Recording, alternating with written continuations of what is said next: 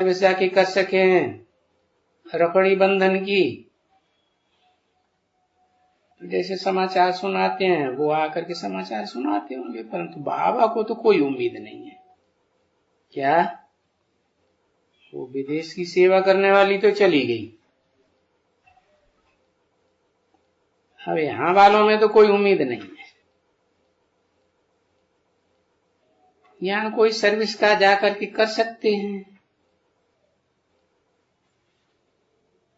जन्माष्टमी है ना, यहां तो कर सकते हैं, क्योंकि विदेशों में तो जन्माष्टमी मनाई नहीं जाती है, तो यहां करें। नीचे भी कर सकते हैं, ऊपर में भी कर सकते हैं। नीचे आबू रोड में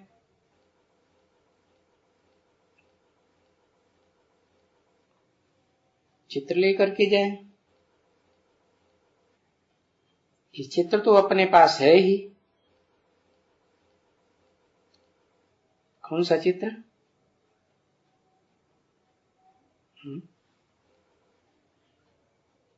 कृष्ण आ रहे हैं,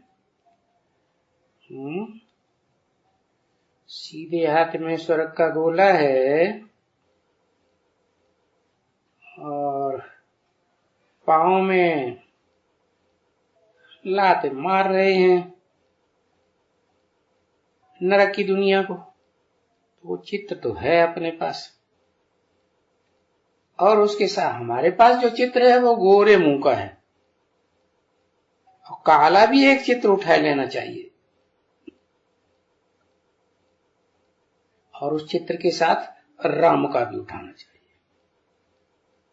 क्या राम का? क्यों काले चित्र के साथ राम का चित्र क्यों उठाएं? है? राम का भी उठाओ और उन कृष्ण का भी उठाओ काला चित्र, क्योंकि राम बाप को कहा जाता है,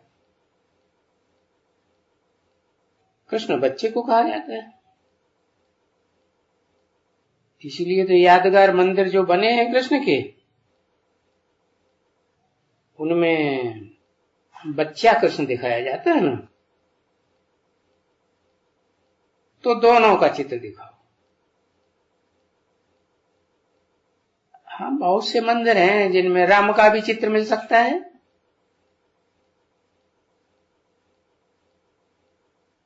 वो राम के चित्र बहुत देते हैं। आने आने या दो दो आने के देते हैं।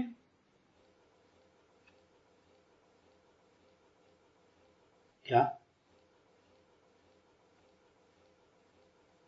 वो चित्र लेकर के फिर वो यहां भी भाषण कर सकते हैं कि यहां आओ तो हम तुमको बता रहे हैं कि ये रामचंद्र को और ये कृष्ण को और नारायण को ये काला क्यों बनाई दिए।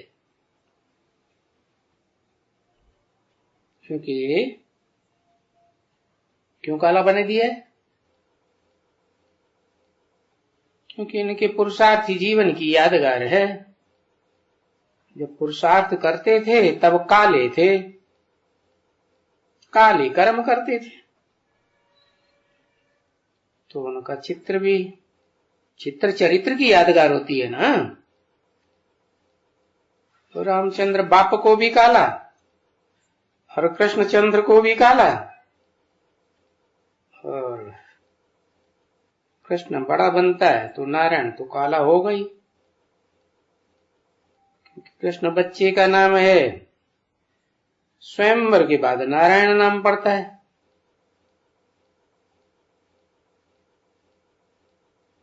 तो समझा काला क्यों किया है?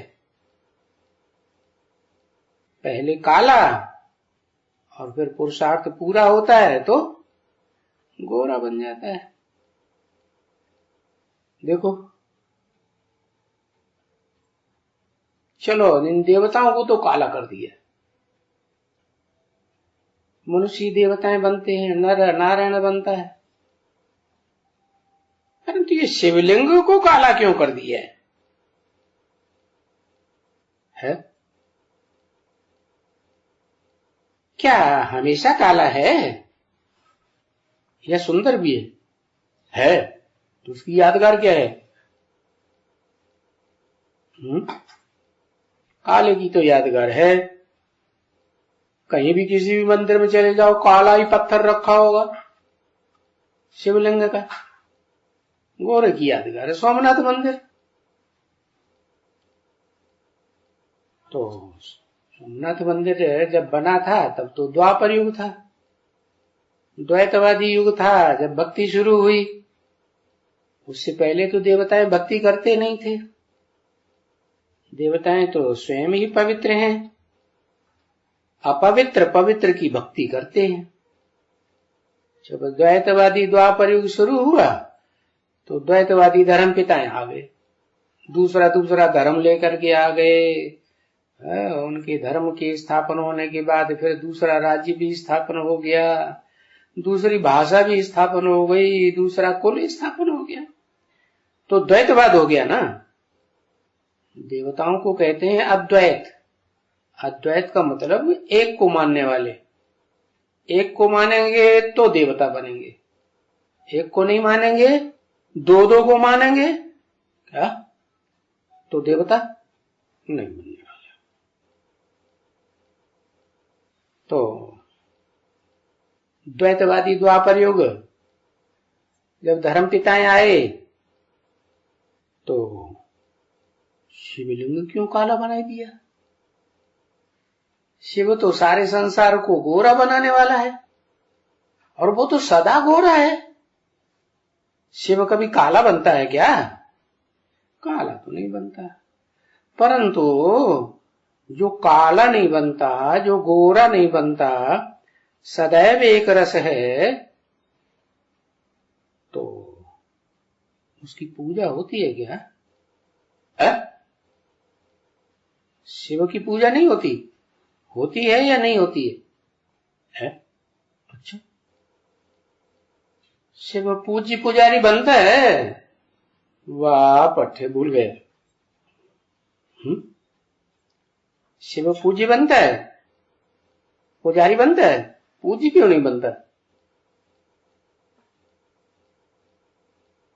है? पूज्य क्यों नहीं बनता, पुजारी क्यों नहीं बनता? जब पवित्र है, सदा पवित्र है, एवर प्योर है, तो एवर प्योर की तो सदा पूजा होनी चाहिए।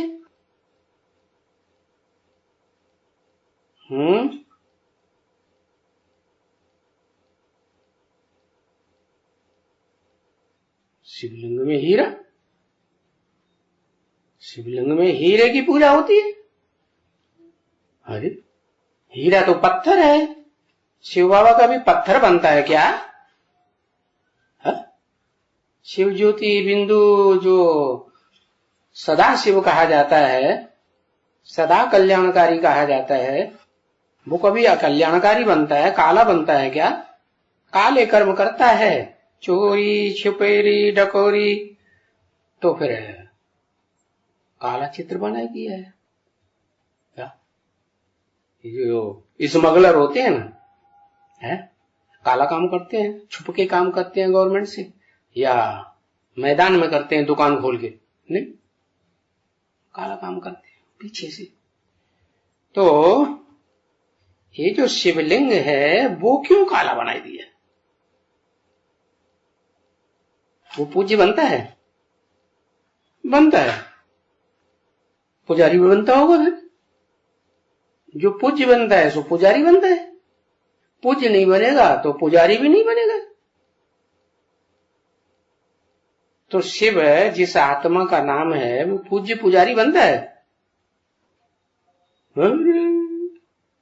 शिव जिस आत्मा का नाम है सुप्रीम सोल गॉड फादर का, वो जब आता है अपनी इच्छा से आता है, खुदा नाम रखा है, खुद आता है, तो जब वो अकर्ता है, अकर्ता बताया ना, अकर्ता है, कुछ करता ही नहीं है, तो उसका गायन होगा, पूजन होगा?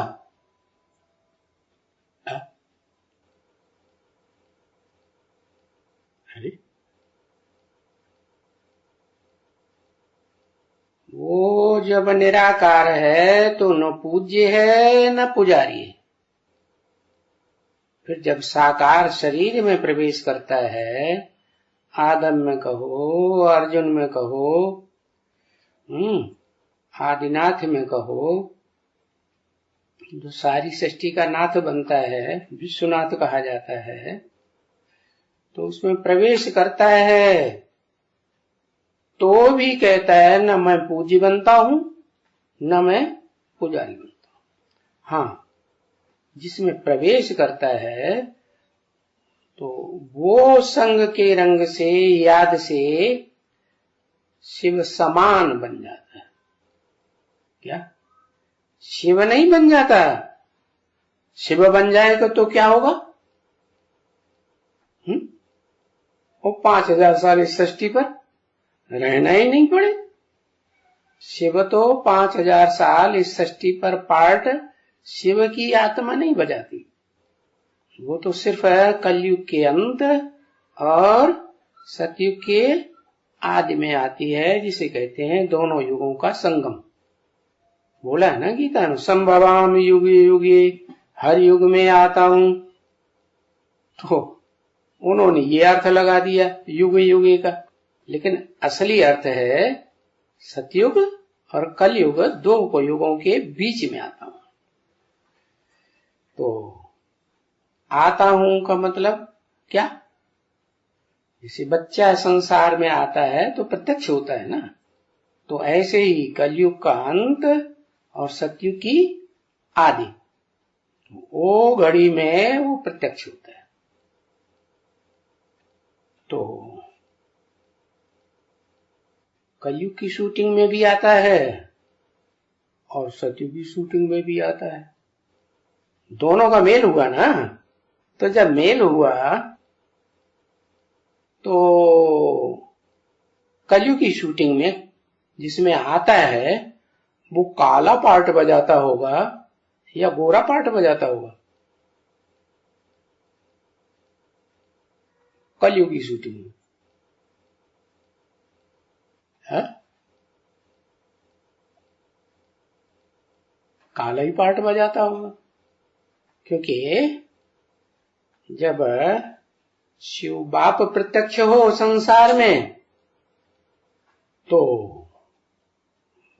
जिसमें प्रवेश करता है वो बच्चा भी प्रत्यक्ष हो। बाप और बच्चे का जन्म इकट्ठा है ना, तो दोनों को काला दिखाई दिया, क्योंकि जो लिंग है, बड़ा रूप, वो है जिसमें प्रवेश करता है शरीर धारी, वो शरीर की यादगार, रथ की यादगार है काला लिंग। और सोमनाथ मंदिर में द्वापर की आदि में जब द्वापर सात्विक था, सात्विक सत्योप्रधान स्टेज थी, तो उस समय ऋषियों मुनियों ने उसमें हीरा दिखाया। हीरा दिखाने का मतलब है जो इस सृष्टि का हीरो पार्टधारी है, जो सृष्टि के आदि में हीरो और सृष्टि के अंतिम जन्मों तक भी हीरो, जब तक शिव बाप प्रवेश न करे। शिव बाप के प्रवेश करते ही वो जीरो बनना शुरू हो जाए।